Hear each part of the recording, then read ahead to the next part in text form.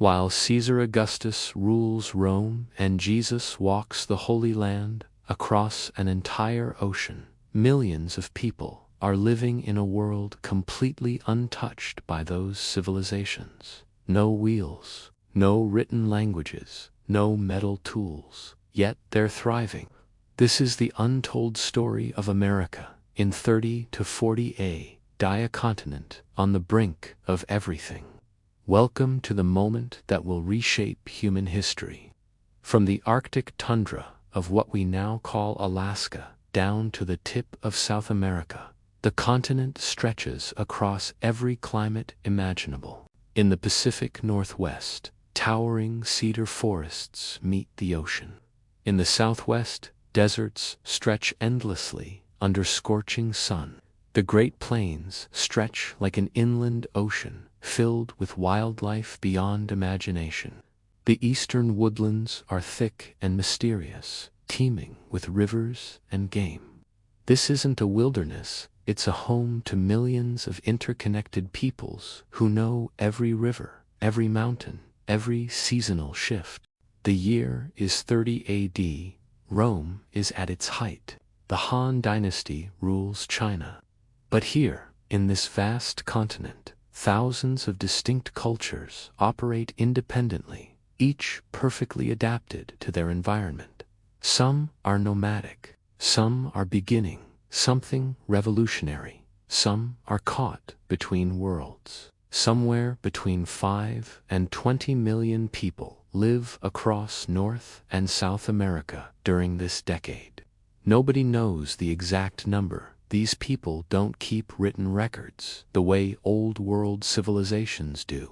But here's what we know. They're everywhere. They're organized. They're thriving. The Adena culture has already left mysterious mounds across the Ohio Valley. The Hopewell people are creating trade networks that span thousands of miles. In the Southwest, communities are experimenting with agriculture for the first time. Along the coasts, maritime peoples fish waters that seem infinite. In central Mexico, the great city of Teotihuacan is beginning to rise. Within a few centuries, it will rival Rome in size. In the Andes, sophisticated societies manage terraced farms on impossible slopes. These aren't scattered bands of primitive hunters. These are organized societies with hierarchies, specialists, artists, and planners. Some hunt, some farm, most do both. And during these 10 years, 30 to 40, a DCM thing is shifting. The balance between old ways and new ways is becoming unstable. As our story begins, 3 distinct lifestyles define the continent. Understanding them is understanding America on the edge of transformation. First, there are the deep hunters and gatherers people like the Chumash of California, the Tlingit of the Pacific Northwest, and the diverse peoples of the eastern woodlands. These societies have perfected an art form that most modern people barely comprehend, living well without farming. They know their landscape intimately. They read seasons like books. A Chumash woman in 30 AD can identify hundreds of plant species and knows exactly when each one produces food. A Pacific Northwest hunter knows every salmon run, every weather pattern. These aren't people struggling to survive. They're people who have built sophisticated cultures around abundance. They have time for art, ceremony, and contemplation. They have complex social structures. Many have permanent villages, but they don't farm. They don't need to. Second, there are the early farmers. In the Southwestern, what we now call Arizona and New Mexico, people are taking the first hesitant steps toward agriculture. Corn, beans, and squash have arrived from Mexico over centuries of cultural contact. Small groups are experimenting. They plant, they harvest, they still hunt, but the idea is taking root. A family in 30 AD might spend 3 months of the year farming and 9 months hunting and gathering. This seems illogical to someone from the old world, where farming dominates. But these people are testing something new. They're not sure if it will work. They're not sure if they want it to work. Many will abandon it, but some won't. Third, there are the established agriculturalists people, like the ancestors of the ancestral Pueblans, the cultures of the Mississippi River, and the sophisticated societies of Mexico and Central America. These people have been farming for generations. They live in settled communities. They build structures. They specialize. They have artists and priests and leaders who don't hunt or farm others do that work. These societies are moving toward something, toward cities, toward states, toward writing systems and complex bureaucracies. To understand this world, let's follow one family through the year 30 AD. The Matsons are Chumash people living on the California coast. There are 12 of them, parents, 3 adult children with their own families, and the grandmother who knows everything. They live in a permanent village of about 50 houses made from willow poles and tule mats. They have canoes. They have baskets that hold water. They have a rich material culture. In spring, the Matsons are excited. The season they call the time of many fish approaches. The ocean swarms with pilchard fish, and the family knows exactly where to be. They gather at the beach with 40 other families. The men launch canoes built from driftwood, an engineering marvel that most people would recognize as sophisticated. They fish using nets and hooks. The women process the catch, drying it in the sun. Within weeks, the family has enough dried fish to last months. No work this season was physically harder than an average modern job. They have leisure time. The grandmother teaches the children songs. An artist works on a basket design. A young man practices with a new spear. Summer shifts the focus. Plant foods ripen. The Matsons move to different locations to harvest what they need. They collect acorns from oak tree acorns that will become their staff of life. They pick seeds. They dig roots. A woman's knowledge of plants is passed down through generations. She knows which plants are poisonous and which are medicine. She knows how to process acorns to remove bitterness. She knows how to store food to prevent spoilage. This knowledge is her wealth. Within the society, experienced women are valued. They often lead. They make decisions about where to move and when to harvest. Fall brings preparation and celebration. The acorn harvest is critical. Families work together, gathering acorns and processing them into nutritious flour. They gather shellfish from tide pools. They hunt ducks and geese migrating south. Young hunters prove themselves. Marriages are sometimes arranged. Ceremonies honor the abundance. The Matsons have enough stored food to last the lean months ahead. Winter is gentle here on the coast. The family stays in the village. They make tools, baskets, canoes, and clothing. They tell stories. The grandmother shares the history of the people. They trade with inland families, exchanging dried fish for acorns, pine nuts, and furs. They participate in rituals. They gamble in games that have been played for generations. They're not idle. There's always work, but the pace is slower. They're living off the fruits of previous seasons. This family is wealthy by any measure. They own property, the village site, and the territory around it. They have abundance. They have security. They have leisure. They have culture. And they have no intention of becoming farmers. Why would these people farm? This is the question that seems obvious to us now, but seemed insane to them then. Farming, as they understood it, meant working harder for less food and less security. It meant settling in one place, which made you vulnerable to drought and disease. It meant building surpluses that invited raids and warfare. In a land of abundance where you can support yourself with about 15 hours of work per week, farming seems like a step backward.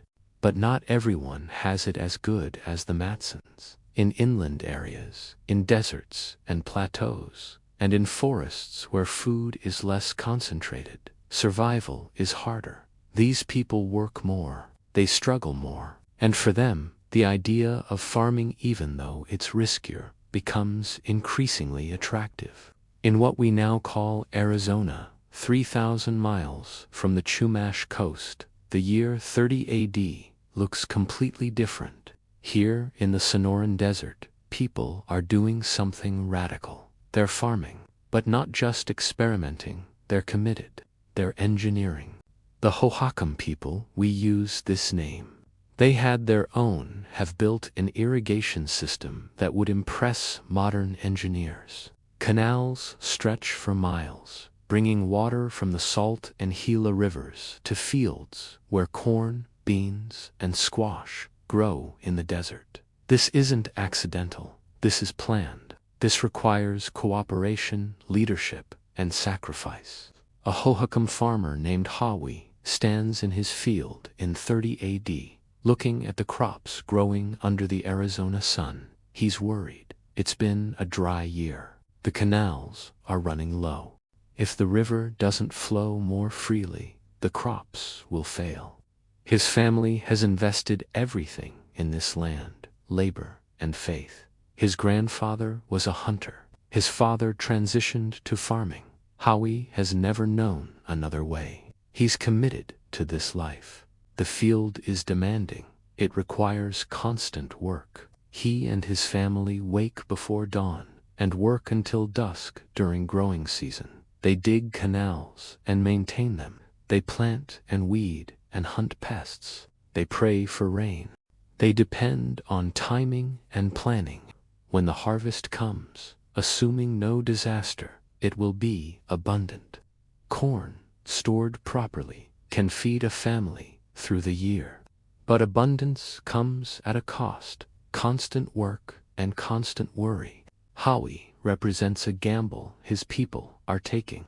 For the Hohokam, farming is working out. They're establishing permanent communities. They're building structures, not just houses, but ceremonial buildings, ball courts, and structures that suggest growing hierarchy and organization. They're becoming less mobile and more rooted. They're gaining certainty, but losing flexibility. Within a few generations, Hohokam society will be sophisticated trading networks, religious specialists, craft specialists, and social stratification. They're building toward something, and in 30 AD, they're still not entirely sure if it will succeed. But here's what Howie and his people don't fully realize in 30 AD. They're on the brink of a transformation that will alter not just their lives, but the entire history of the continent. Farming is like a trap that works both ways. It seems optional when you first encounter it, but once you commit, you can't go back. Here's why. When a population adopts farming, three things happen inevitably. First, the population grows. Agriculture supports more people per square mile than hunting and gathering. So, as the Hohokam prosper, more babies are born and survive. The population doubles, then triples. Second, society becomes more complex. You need leaders to organize irrigation systems. You need priests to manage ceremonies and ensure good harvests. You need craftspeople to create tools and ceramics. You need soldiers to protect your fields and resources. Hierarchy develops. Inequality emerges. Some people are wealthier than others. Third, you become vulnerable. When your survival depends on crops, you're at the mercy of weather, pests, and disease. A drought can kill thousands. A failed harvest means starvation. Farmers can't easily move when conditions become difficult. They're trapped by their investment in land and irrigation systems. They have more to lose. In 30 AD, the Hohokam are beginning this journey, but they don't yet see where it leads. They're creating structures that will develop into cities. They're developing hierarchies that will become kingdoms. They're taking on vulnerabilities that will sometimes be catastrophic. But they're also creating something new, the possibility of civilization as the old world knows it, east of the Mississippi River, in territories that will one day be Ohio, Kentucky, and neighboring states. Something remarkable is happening. For centuries, people have been building mounds, enormous earthen structures that serve as burial sites, ceremonial centers, and centers of power. By 30 AD, the Hopewell people have refined this tradition into something sophisticated. A Hopewell settlement in 30 AD might have a central plaza surrounded by mounds. The largest mounds are reserved for the most important dead leaders and their relatives. Thousands of people might gather for ceremonies at these centers. Objects from thousands of miles away are present in the mounds. Shells from the Gulf Coast, copper from the Great Lakes, stones from the Rocky Mountains. This suggests trade networks. This suggests communication. This suggests that people across the continent are connected in ways we're only beginning to understand. A woman named Isha lives in a Hopewell settlement in what we'd call southern Ohio. Her father was a leader. He's recently died, and a massive mound is being constructed to honor him. Hundreds of workers spend weeks building this earthen monument. It's a testament to his importance and a demonstration of his family's power. Isha, inheriting some of her father's authority, will play a key role in ceremonies here. She's not just a woman. She's a woman of status. The Hopewell people haven't developed agriculture as intensively as the Hohokam. They still hunt and gather. The land here provides abundantly. But they're sophisticated. They're organized. They're creating something that looks like the beginning of a state system. They're not quite there yet in 30 AD, but they're moving that direction. Corn is the most obvious example. Domesticated in Mexico thousands of years earlier, it's spreading northward. By 30 AD, it's present in the southwest. It's moving into the Mississippi River Valley. Within a few centuries, it will have transformed cultures across the continent. But in 30 AD, this is still in process. Some people are adopting it. Others are resisting or uncertain. The wheel exists in Mesoamerica in 30 AD, but hasn't spread north. This isn't because northern peoples are less intelligent, it's because the terrain, the animals, and the existing transportation methods make the wheel less useful. In the forests and mountains of North America, people move goods by canoe and on foot. They don't have animals suitable for plowing or pulling carts. For their needs, wheels aren't necessary. Different environments create different technologies. In the Southwest, in territories spanning present-day New Mexico, Arizona, Colorado, and Utah, another drama is unfolding. The ancestral Puebloan peoples, formerly called the Anasazi, are beginning what will become one of the great cultural achievements of ancient America. In 30 AD, they're at an early stage. These people are organized by what archaeologists call pit houses, houses partially dug into the earth with wooden structures above. They're semi-permanent or permanent settlements, though many families still move seasonally. They practice agriculture, primarily growing corn, beans, and squash. They still hunt and gather. They're not as dependent on farming as the Hohokam, but they're committed to it. They're learning, they're adapting. A family in the Chaco region of present-day New Mexico lives in a small village of about 30 people. The settlement cluster includes a few larger structures that might serve ceremonial functions.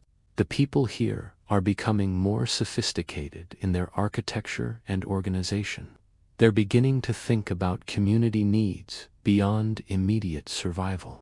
In 30 AD, no one in this community could imagine what their descendants will build: the great houses of Chaco Canyon, with hundreds of rooms and multiple stories. Those achievements lie 2 or 3 centuries in the future.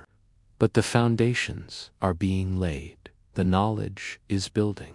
The communities are growing. The commitment to place and to agriculture is deepening. On the Pacific coast, people have perfected maritime hunting. They hunt whales and sea mammals with harpoons. They trade down the coast. They have sophisticated watercraft. They're among the wealthiest people in America by any measure. On the Great Plains, people are still primarily hunters, following the bison herds, but they're becoming more sophisticated in their methods. They're using horses that have recently become available through trade routes connected to Mexico, where horses were reintroduced after the Ice Age extinction. No, weight horses are actually extinct in 30 AD. Let me correct that. They're not using horses yet. The horses will come later, much later, brought by Spanish conquistadors. Instead, they're hunting on foot or by canoe in river valleys. They're organizing hunts. They're efficient. They're successful. In the eastern woodlands, people are farming along river valleys while maintaining hunting and gathering traditions. The land is rich. Rivers provide fish. Forests provide game and nuts. People live in semi-permanent villages and follow seasonal migrations. In the southeast, people in what will become Mississippi and surrounding states are building a way of life based on riverine resources. They fish and hunt and gather along the Mississippi River and its tributaries. They're beginning to settle more permanently. They're accumulating wealth in the form of goods and land. They're developing leadership structures. In the next few centuries, this region will develop complex societies. But in 30 AD, these are still relatively simple communities with increasing organization. In Mexico and Central America, more complex societies already exist. Teotihuacan, though not yet dominating the region, is growing.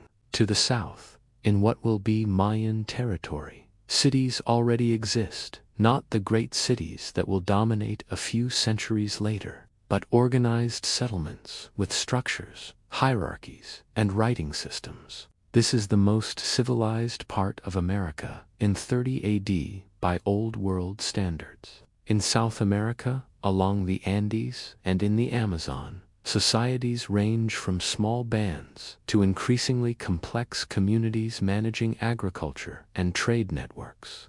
The ancestral Mocha peoples are developing in what's now Peru. The cultures are diverse, numerous, and sophisticated. Looking at America in 40 AD, at the end of our 10-year window, we can see communities at different stages of transformation. Some have clearly committed to agriculture and are moving toward complex societies. Some are resisting, maintaining hunting and gathering traditions. Some are caught between farming part of the year, hunting the other part, uncertain about their future. But in 40 AD, this future isn't certain. A Hohokam farmer might wonder if this agricultural experiment will succeed. A Hopewell leader might wonder how long his power will last. A Chumash woman might assume her people's way of life will continue indefinitely. The future is unwritten. The past is just beginning. America in 30 to 40 AD is a continent of possibilities.